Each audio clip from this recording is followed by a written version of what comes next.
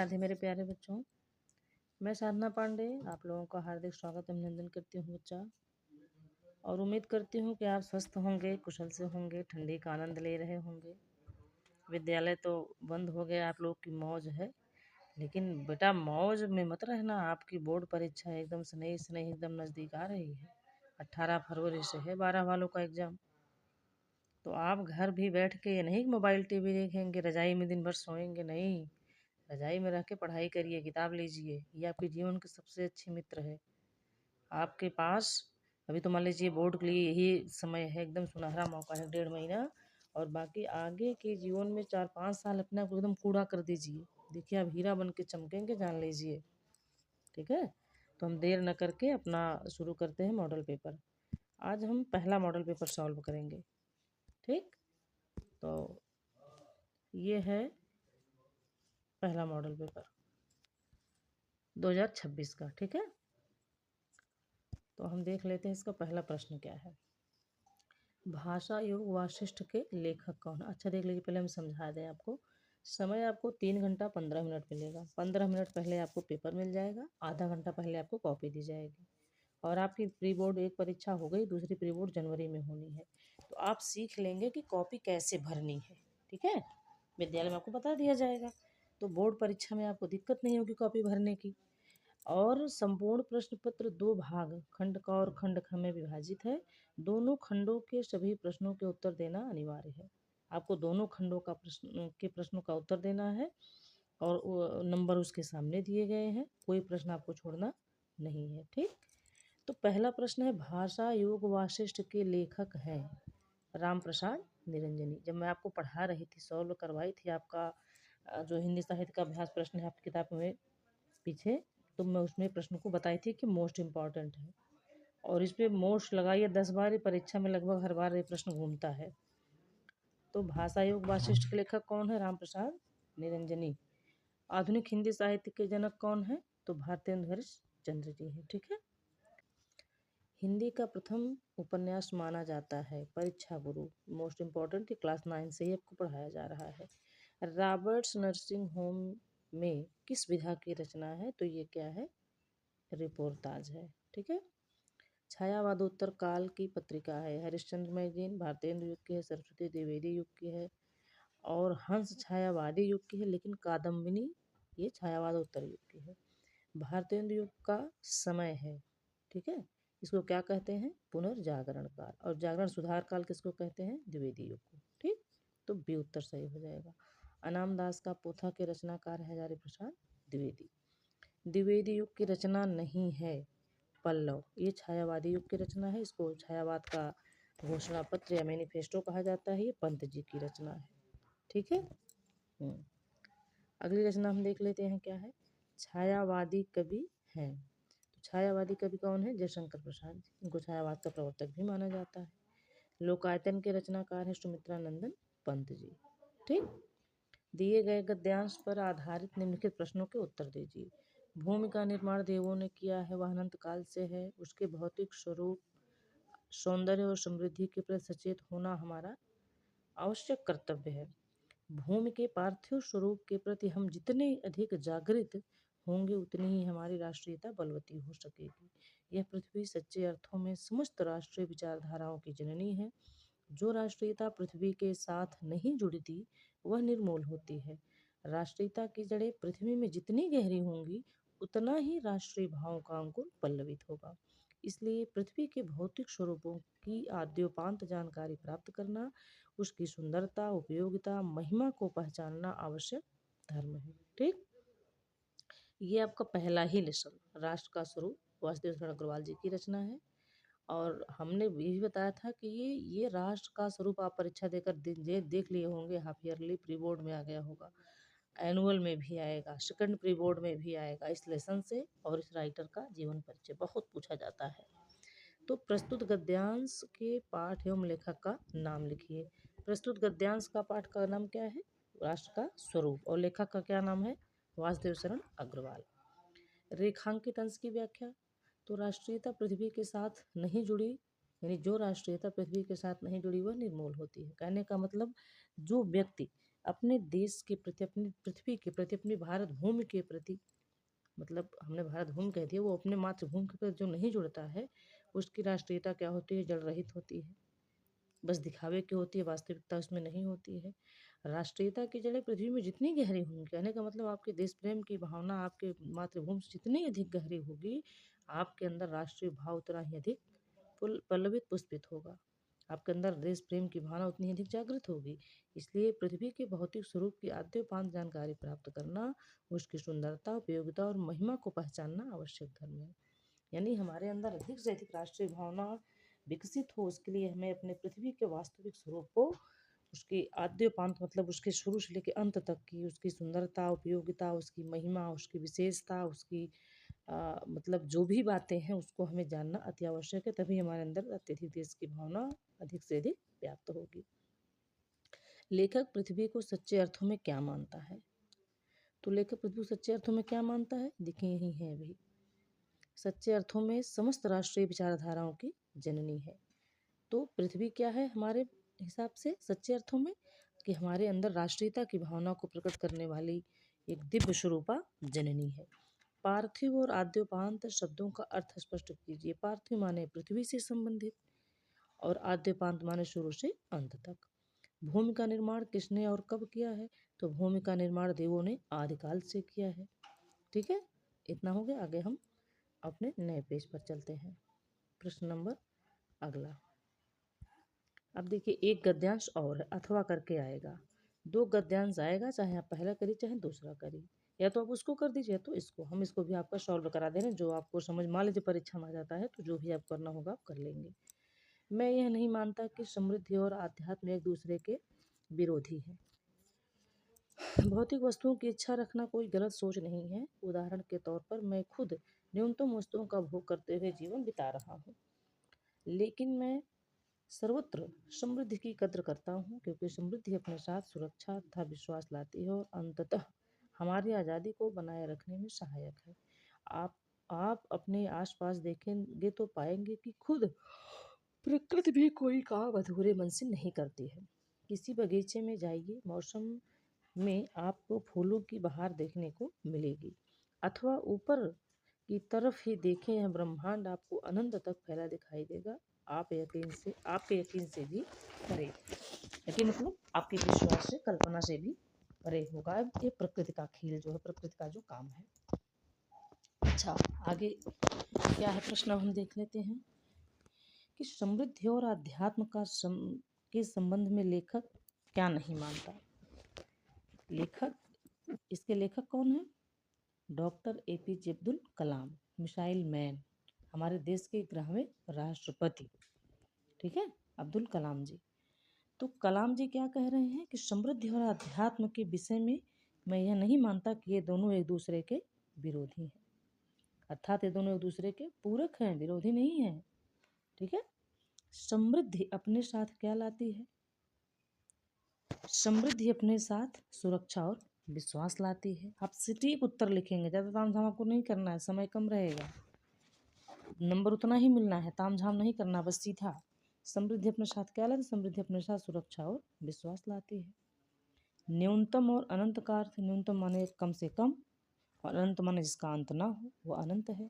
रेखांकित अंश की व्याख्या, यही 2 लाइन है, आपको इसी की व्याख्या करनी है बस। हम लोग पढ़ते थे तो पूरे गद्यांश की व्याख्या आती थी, अब बस 1-2 लाइन की व्याख्या आती है। तो जितना दिया बस उतना ही करना है, ज़्यादा दिखावा नहीं करना है कि आप पूरे पाठ का सारांश लिखने लग जाओ उसी में और आपका समय निकल जाए, प्रश्न छूट जाए, ऐसा नहीं, बस एक ही लाइन का।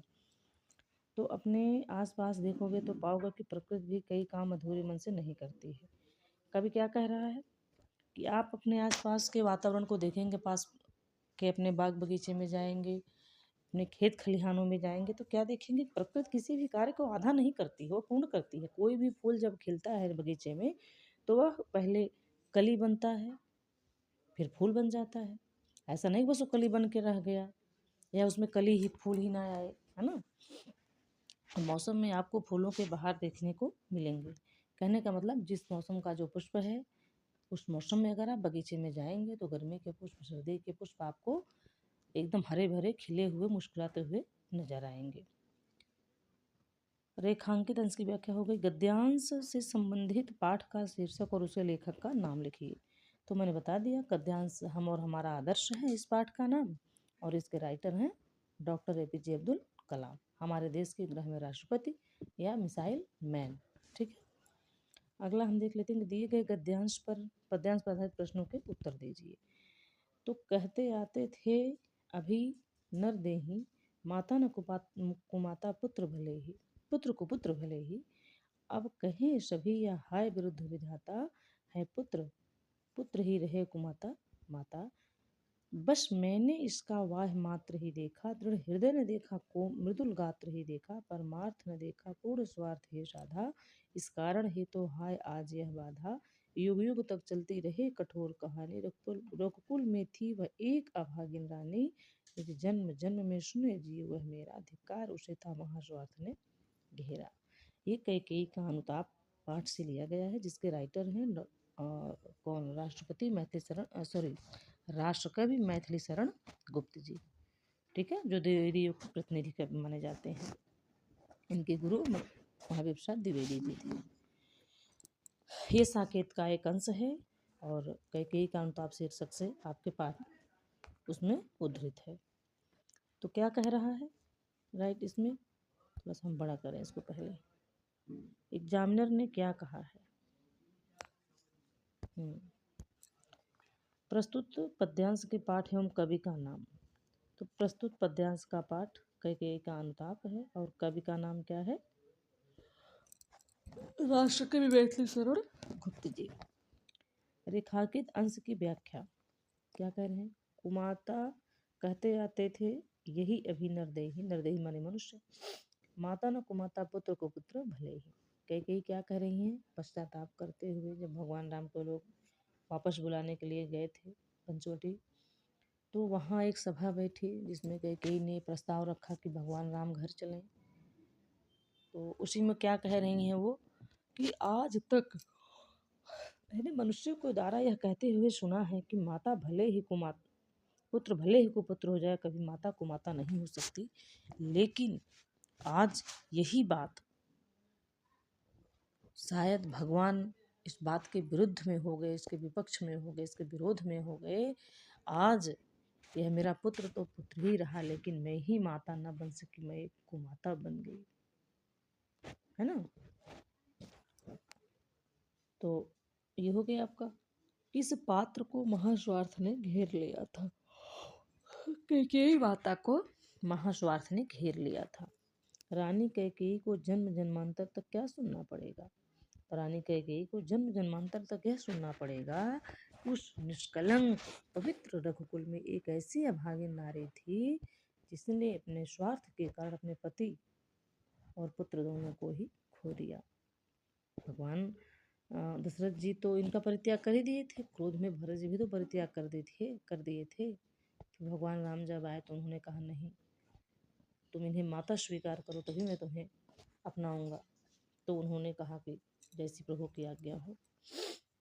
तो नरदेही और गात्र शब्द का अर्थ, तो नरदेही माने मनुष्य, नर माने मनुष्य, देही माने शरीर, तो मनुष्य का शरीर धारण करो कौन है, मनुष्य है, और गात्र माने शरीर। ठीक है, आगे देख लेते हैं।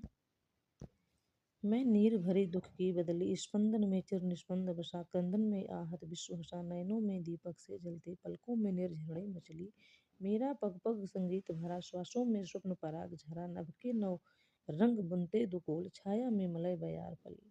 मैं नीर भरी दुख की बदली किसकी रचना है, महादेवी वर्मा की है, गीत से है। तो प्रस्तुत पद्यांश के पाठ एवं कवि का नाम।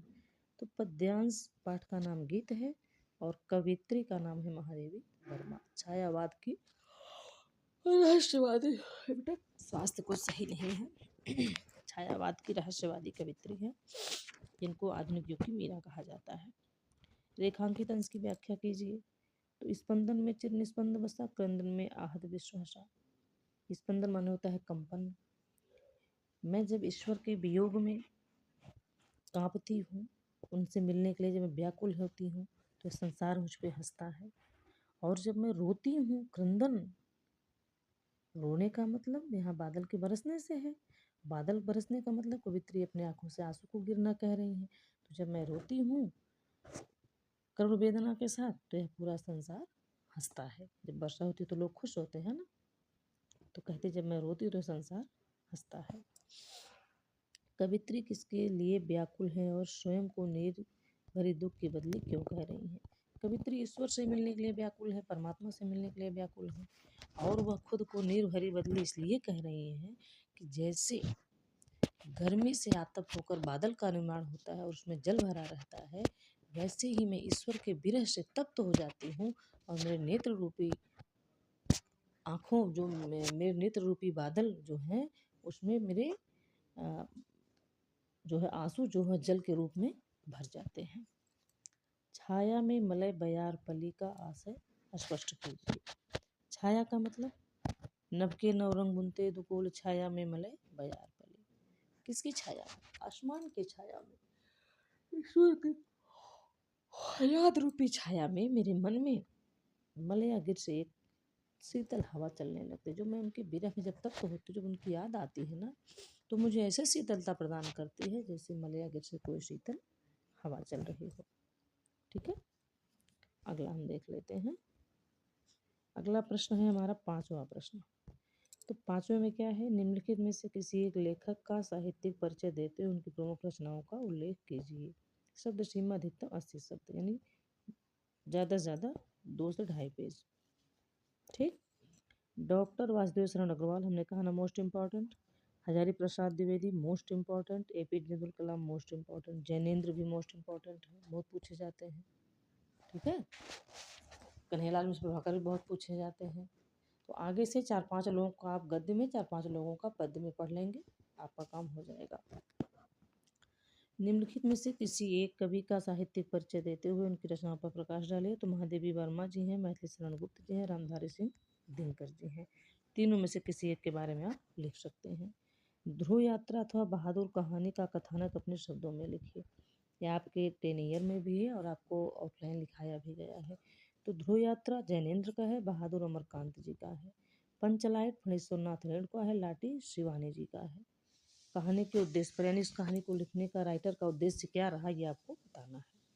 ठीक है।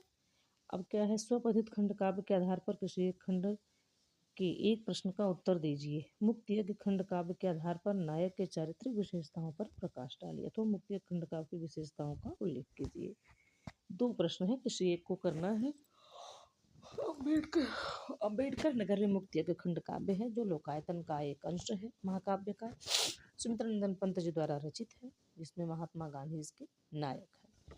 तो चाहे उनका चरित्र चित्रण ले लीजिए महात्मा गांधी का, और चाहे पूरे मुक्ति यज्ञ खंड काव्य की हमने आपको कथानक लिखाया था, आपके चैनल पर भेजा भी था। तो चाहे उसकी विशेषता यानी उसका पूरा कथानक लिखिए हेडिंग दे करके, कोटेशन डाल के, चाहे महात्मा गांधी का चरित्र चित्रण दीजिए, दोनों में से एक करना है। ठीक है, आगे देखते हैं क्या है। खंड ख आपका संस्कृत खंड है।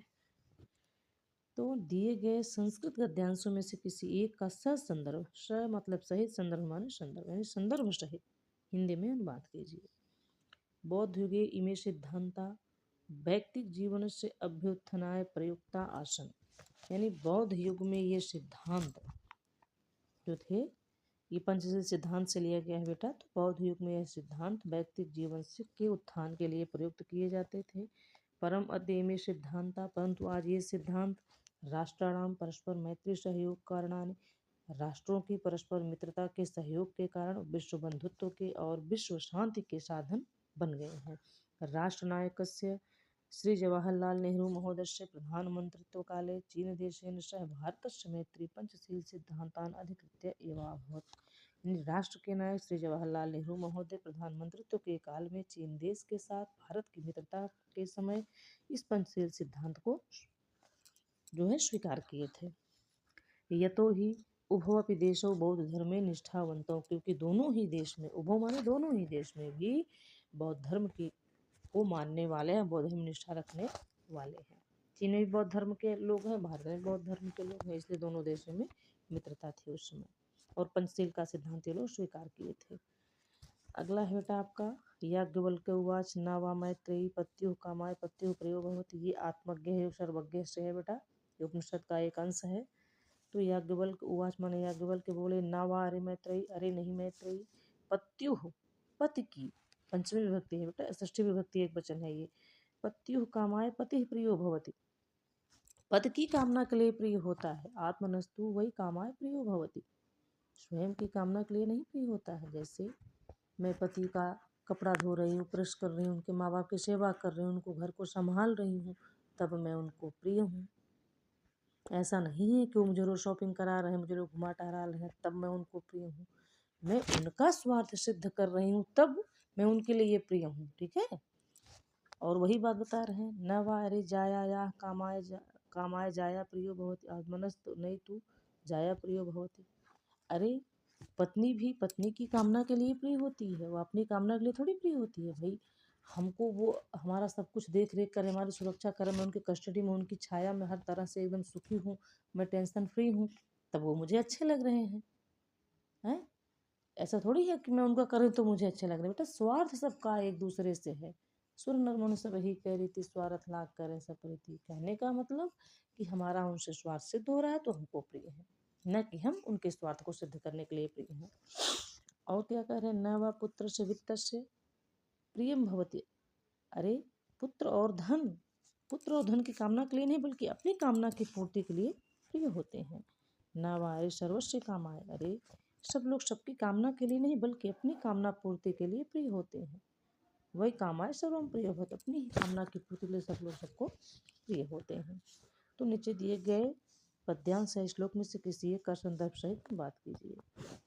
तो उदेति सविता ताम्र ताम्र एवं अस्ति च संपत्तौ च विपत्तौ च महताम एक रूपता। कह रहे हैं सूर्य जब उदय होता है तब भी ताम्र यानी लाल कलर का होता है, जब अस्त होता है तब भी सूर्य लाल कलर का होता है। तो जो महान आत्मा है वह संपत्ति और विपत्ति यानी सुख और दुख में एक समान रहते हैं। सूर्य उगते समय भी लाल होता है, अस्त होते समय भी लाल होता है। ये हम इससे हमको क्या शिक्षा मिल रही है कि जो महान व्यक्ति हैं वो सुख दुख में एक समान रहते हैं। ठीक है, अगला है न चौर्यहारम न राजहार्यम न भातृभाजम न च भारकारी व्यय कृते वर्धत एवं नित्यम विद्याधनम सर्वधनम प्रधानम। यानी इस विद्या को रूपी जो धन है इसको चोर चुरा नहीं सकता, राजा हरण नहीं कर सकता, भाई बांट नहीं सकता, यह भार भी नहीं है। इसको जितना ही खर्च करो उतना नित्य ही बढ़ता है। अतः विद्या रूपी धन सभी धनों में श्रेष्ठ है। और कोई धन है तो राजा आपका हरण कर सकता है, भाई बांट लेगा, कहेगा नहीं ये पिता की पैतृक संपत्ति इसमें मेरा भी हिस्सा है। लेकिन विद्या तो सिर्फ अपनी है ना बेटा, और इसको चाहे जितना पढ़ लो कोई भार भी नहीं है। तुम्हारा दिमाग हैंग करेगा उसको डिलीट करो, है न तो ऐसा है कि तुमको ढो के ले जाना पड़ेगा बैग में भर के विद्या, बहुत वजन है कम कर दो। नहीं, जितना ही पढ़ोगे उतना ही बढ़ेगी, पैसा थोड़ी खर्च करने पर कम हो जाएगी। थोड़ा हम इसको बढ़ा लें तब देखें, देखते हैं हम इसको फिर से आगे।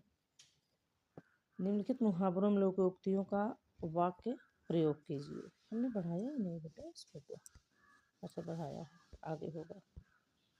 तो कह रहे हैं अधजल गगरी छलकत जाए, तो अधूरे ज्ञान वाले का अधिक बोलना। रमेश को एक अक्षर आता नहीं है, क्लास में बहुत बढ़ बढ़ के बोलता है, यहाँ तो वही बात हुई अधजल गगरी छलकत जाए। ऊँट के मुँह में जीरा, अधिक खाने वाले को कम भोजन। पहलवान को 2 रोटी देना ऊँट के मुँह में जीरे के समान है। अपना उल्लू सीधा करना, स्वार्थ निकालना। मोहन बड़ा ही चालाक है, वो उसी के पास बैठता है जहाँ से उसका उल्लू सीधा होता है। ईद का चाँद होना, बहुत दिनों बाद दिखाई देना। अरे किसी बच्ची का नाम ले लो, सीता तुम इतने दिनों से कहाँ थी, तुम तो ईद का चाँद हो गई थी। ठीक है, अच्छा 10वां प्रश्न है निम्नलिखित अपठित गद्यांश को पढ़कर उससे संबंधित प्रश्नों के उत्तर दीजिए। अनसीन पैसेज भी अब आएगा आपका गद्यांश पद्यांश करके। मैं ये नहीं मानता कि समृद्धि और अध्यात्म एक दूसरे के विरोधी या भौतिक सुख सुविधाओं की इच्छा पूर्ति करना कोई गलत सोच है। ये तो वही है आपका ना जो हम और हमारा आदर्श कलाम जी का।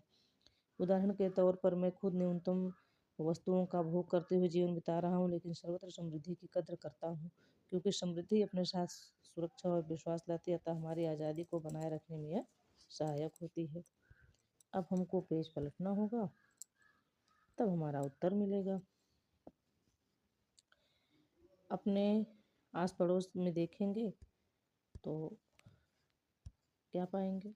हमने ज़्यादा ऊपर कर दिया क्या?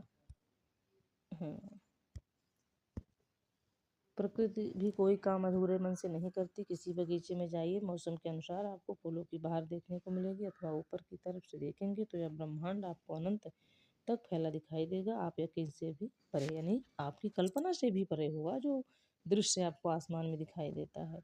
तो लेखक ने समृद्धि और अध्यात्म को आपस में विरोधी क्यों नहीं माना है? क्योंकि समृद्धि के बिना बिना आत्मज्ञान के समृद्धि नहीं है, और बिना समृद्धि के आत्मज्ञान नहीं हो सकता। दोनों आवश्यक है। हम गृहस्थ में हैं, हमको जीवन यापन के लिए धर्म की आवश्यकता है, आर्थिक युग है तो हमको समृद्धि चाहिए, और समृद्धि के बाद आत्मज्ञ है और सर्वज्ञ है, अभी आप पढ़े हैं। तो एक प्रकृति है, एक कोई विशेष तत्व है जो ईश्वर को नहीं मानते, उसकी बात मैं कर रही हूँ कि ये प्रकृति है, एक विशेष तत्व जो हमको जीवन प्रदान करे, जो हमको जल दे रही, वायु दे रही, ऊर्जा दे रही है, वही ईश्वर है, वही भगवान है, वही प्रकृति है। तो एक दूसरे को जानना परम आवश्यक है। समृद्धि से हमें क्या लाभ होता है? समृद्धि से हमें सुरक्षा मिलती है, विश्वास मिलता है, हमारा मान सम्मान प्रतिष्ठा बढ़ती है समाज में, है ना? रेखांकित अंश की व्याख्या कीजिए। तो मौसम में आपको फूलों की बहार देखने को मिलेगी। कह रहे हैं किसी भी ऋतु में आप बाहर निकलिए, बगीचे में जाइए, तो आप वहाँ उस ऋतु के हिसाब से फूलों को देखेंगे। और यदि आप ऊपर देखते हैं आसमान की तरफ, तो आपको ऐसा दृश्य दिखाई देगा ब्रह्मांड का जो आपकी कल्पना से भी परे होगा। ऐसे अनंत तारे, अनंत नक्षत्र, ग्रह उपग्रह तमाम आपको दिखाई देंगे, जिनकी आप कभी कल्पना भी नहीं किए होंगे कहाँ ऐसा होगा हमारा ब्रह्मांड। ठीक, अथवा दो में से कोई एक ही करना है। देखिए और एक है, मुझे भ्रम होता है कि प्रत्येक पत्थर में चमकता हीरा है, हर छाती में आत्मधीरा है, प्रत्येक सुस्मित में विमल सदा नीरा है। मुझे भ्रम होता है कि प्रत्येक वाणी में महाकाव्य पीड़ा है, पल भर में सब गुजरना चाहता हूँ, प्रत्येक उर्मी में तिर आना चाहता हूँ। इस तरह खुद को ही दिए दिए फिरता हूँ, अजीब है जिंदगी। ये मुक्तिबोध जी की रचना है, चाँद का मुँह टेढ़ा है काव्य संग्रह से लिया गया है ये। कवि को क्या भ्रम होता है? कवि को यह भ्रम होता है कि प्रत्येक पत्थर क्या है, वह चमकते हुए हीरे की तरह से, वह साधारण पत्थर नहीं, वो चमकता हुआ हीरा है। कवि को प्रत्येक आत्मा कैसे दिखाई देती है? कवि को प्रत्येक आत्मा अधीर और व्याकुल दिखाई देती है। रेखांकित इसकी व्याख्या कीजिए। इस तरह खुद को मैं दिए दिए फिरता हूँ, अजीब है जिंदगी। कवि क्या कह रहा है कि मैं अपने आप को सबके लिए समर्पित कर देता हूँ, मैं सबके कार्य के लिए दौड़ता हूँ, और मेरी जिंदगी एक बड़ी अजीब है, बड़ी विचित्र बन गई है इस तरह से। अगला है 11वां प्रश्न। 11वां प्रश्न क्या है? निम्नलिखित शब्द युग्मों का सही अर्थ चयन कीजिए। शब्द युग्म है अविराम, अभिराम। अविराम माने लगातार, अभिराम माने सुंदर। आपको कहाँ मिलेगा? चौथा है सुंदर और आकर्षक, है ना? सुंदर हो चाहे आकर्षक, नहीं नहीं, अविराम ये गलत है बेटा, एक मिनट। अविराम माने लगातार, आ वाला सही है, और अभिराम माने रुचिकर या सुंदर या आकर्षक, ये आपको सही है। कुल माने वंश, कूल माने किनारा, कहाँ मिलेगा? पहला ही सही है, ठीक है ना? एक मिनट बाबू। अविराम माने लगातार, अभिराम माने सुंदर, सुंदर यहाँ आपका ये सी हो जाएगा। अनवरत माने भी लगातार होता है, आकर्षक माने सुंदर होता है, तो ये आपका कौन सा हो जाएगा? 11 वाले का सी सही होगा। अनवरत माने लगातार, और अभिराम माने सुंदर या आकर्षक, ठीक है। और कुल माने वंश, कुल माने किनारा, ये सही है आपका। निम्नलिखित में से किसी एक शब्द के दो अर्थ लिखिए। अंबर, अंबर माने आसमान, अंबर माने वस्त्र। पतंग, पतंग माने सूर्य, और पतंग माने कीट पतंगा। पतंग माने बच्चों के द्वारा उड़ाए जाने वाला एक कागज का बना हुआ पतंग। निम्नलिखित क्या है, वाक्यांशों में एक शब्द का चयन करिए। जो जाना न जा सके अज्ञेय, वह पुरुष जिसकी स्त्री मर गई हो विधुर, है ना? पुरुष की स्त्री मरी हो विधुर, स्त्री का मरा हो तो विधवा। निम्नलिखित में से किन्हीं दो वाक्यों को शुद्ध करके लिखिए। मैं स्वामी जी का दर्शन करूंगा, ये तो मुझे सही लग रहा है। मैं स्वामी जी का दर्शन करूँगा। प्रज्ञा गुणवान स्त्री है, प्रज्ञा गुणवती स्त्री है। हमारी शिक्षिका विद्वान है, हमारी शिक्षिका विदुषी है। विद्वान पुल्लिंग है, विदुषी स्त्रीलिंग है। आज मेरा चाचा आया है, आज मेरे चाचा आए हैं। ठीक है। करुण रस अथवा शांत रस का स्थायी भाव के साथ परिभाषा लिखिए। करुण का स्थायी भाव शोक है। परिभाषा है जहाँ विभावन भाव संचारी भाव के संयोग से जो है शोक नामक स्थायी भाव की निष्पत्ति होती है, वह करुण रस होता है। जैसे देख सुदामा के दीन दशा करुणा करके करुणा निधि रोए, पानी परात को हाथ छुए नैनन के जल से पग धोए। और शांत रस अस्थायी भाव निर्वेद है, जहाँ विभावन भाव संचारी भाव के सहयोग से निर्वेद नामक स्थायी भाव की निष्पत्ति होती है, वह शांत रस होता है। कबीरदास की पूरी साखी शांत रस में है। माया दीपक नर पतंग भ्रम भ्रम इवय पड़ंत, कहे कबीर गुरु ज्ञानत एक आधो ग्रंथ। है ना। यह तन काचा कुंभ लिया फिराया साथ, ढपका लागा फूट गया कछु न आया हाथ। यह ऐसा संसार है जैसे सेमर फूल, दिन दस के व्यवहार के झूठे रंग न भूल। कहने का मतलब पूरी साखी शांत रस में है कबीरदास जी की। उपमा अथवा अनुप्रास अलंकार की परिभाषा उदाहरण सहित। उपमा जहाँ किसी से किसी की तुलना की जाए, जहाँ उपमेय में उपमान की तुलना की जाए, वहाँ उपमा अलंकार है। जैसे पीपर पात सरिस मंडोला, फैली खेतों में दूर तलक मखमल सी कोमल हरियाली, या यहीं कहीं पर बिखर कहीं वह भग्न विजय माला सी, सासी से संसरित समान जहाँ दिखे वहाँ उपमा जान। और अनुप्रास अनुमाने पीछे प्रास माने बार बार, यानी जहाँ पर एक ही वर्ण बार बार आए वहाँ अनुप्रास अलंकार होता है। जैसे रघुपति राघव राजा राम, रावण बार बार आया। पानी परात को हाथ छूने पापा वर्ण बार बार आया। लाल देह लालिल से अधर लाल लंगूर, वज्र देह दानो दलन जय जय जय कब शूर। है ना। लवर्ण बार बार इसमें आया, जवर्ण बार बार आया, तो आपका अनुप्रास हो गया। दोहा अथवा कुंडलिया, दोहा छंद है, यह अर्धसम मात्रिक छंद है। इसमें 4 चरण होते हैं। प्रत्येक चरण में जो है इसमें पहले और तीसरे में 11-11, दूसरे और चौथे में 13-13 मात्राएं होती हैं। जैसे श्री गुरुचरण सरोज निजमन मुकुर सुधार, वरनौ रघुबर विमल जस जोदायक फलचार। या कबीर का कोई दोह लिख दे, बिहारी लाल का मेरी भव बाधा हरु राधा नागर सोई, जातन की झाई पर श्याम हरि द्युति हो। जो भी दोहा आपके आधे लिख दीजिए, उसकी मात्रा निकाल दीजिए। कुंडलिया, दोहा कुंडलिया मिलत, दोहा अरुरोला मिलत कुंडलिया बन जाए। यानी ऊपर का 2 चरण दोहा, नीचे का 4 चरण कुंडली रोला मिल कुंडलिया बन जाता है। और इसकी विशेषता है जिससे शुरू होगा उसी पर खत्म होगा। जैसे बिना विचारे जो करे सो पाछे पछताए, काम बिगाड़े आपनो जग में हो थसाए।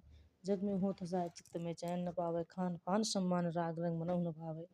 कह गिरधर कबीराय टरक नहीं दुख कष्टारे, खटकत है जीमाय क्यों जो बिना विचारे। ये हो गया। 13वां प्रश्न है, शिक्षा विभाग के निर्देशक के नाम लिपिक पद हेतु आवेदन पत्र। आपकी इस किताब में सब है और 10 ईयर में भी है। लिपिक यानी कलर के लिए आपको लिखना है। शिक्षा विभाग में निर्देशक के नाम पत्र लिखना है। अपने नगन में प्रदूषण से उत्पन्न स्थिति का वर्णन करते हुए किसी दैनिक समाचार पत्र के संपादक को पत्र लिखे। यानी आपके गांव में, आपके एरिया में बहुत प्रदूषण फैल गया, उसको कम करने के लिए दैनिक समाचार पत्र वाले संपादक को आपको पत्र लिखना है। ये आपको लिखना, 2 में से कोई एक करना है, दोनों नहीं करना है। निबंध देखिए आ गया। निबंध 9 नंबर का होता है, इंपॉर्टेंट होता है, इसको छोड़ना मत, है ना। ज़्यादा न लिखना, तो 2-2.5 पेज ही कुछ ना कुछ, और सब अच्छा अच्छा टॉपिक आएगा जो आप शुरू से पढ़ रहे हो। ऐसा नहीं कुछ एकदम नया आएगा आप नहीं कर पाओगे। जिसमें लगे कि आपको ज़्यादा पॉइंट याद है उसको आप करना, फटाफट करना। अब भारतीय समाज में नारी की भूमिका, हमारे जीवन में वृक्षों का महत्व, मोस्ट इम्पॉर्टेंट। इसमें आपको बहुत सारे मिल जाएंगे वृक्षों का क्या महत्व है। भारत साहित्य समाज का दर्पण है। बहुत अच्छा ये भी है कि साहित्य में वही लिखा जाता है जो समाज में होता है। तभी तो तमाम युग बटे, प्रयोगवाद, मार्क्सवाद और तमाम प्रगतिवाद, नई कविता तमाम बने ना, कि समाज के हिसाब से रचनाएं लिखी गई। राष्ट्रवादी कविताएं, छायावादी कविताएं, रीतिकाल में प्रेम चला, आदिकाल में युद्धों का वर्णन चला, आतंकवाद समस्या और समाधान, विज्ञान का कल्याणकारी स्वरूप, इसका आपको पक्ष लिखना है, विपक्ष नहीं लिखना है। विज्ञान से हमको लाभ क्या है, कल्याण क्या है, उसमें बस इतना लिखना है। इसका विनाश क्या है वो नहीं लिखना है, ठीक है। तो सब टॉपिक बहुत अच्छे अच्छे हैं पाँचों, और सब आपको आ रहे होंगे, हमको उम्मीद यही है। तो पढ़ लीजिए और परीक्षा में करिए बेटा। फिर से आपको बेस्ट ऑफ लक बोर्ड परीक्षा के लिए। ध्यान से बढ़िया से पढ़ के परीक्षा दीजिए, एकदम शांत मन से होकर जाइएगा, कोई दिक्कत नहीं है और आप बहुत अच्छा कर लेंगे, मुझे उम्मीद है। उम्मीद नहीं, मैं एकदम पूरे विश्वास से कहती हूँ आप बहुत अच्छा कर लेंगे, ठीक है। तो ठीक है, इन्हीं सब शब्दों के साथ मैं अपनी वाणी को विराम दे दूँ, क्योंकि आपका वीडियो लंबा हो रहा है, आपको लंबा चीज़ पसंद नहीं है, थोड़ा ही पढ़ना चाहते हो, ठीक है ना। अब हम मिलेंगे अगले मॉडल पेपर के साथ, तब तक के लिए जय श्री राधे श्याम।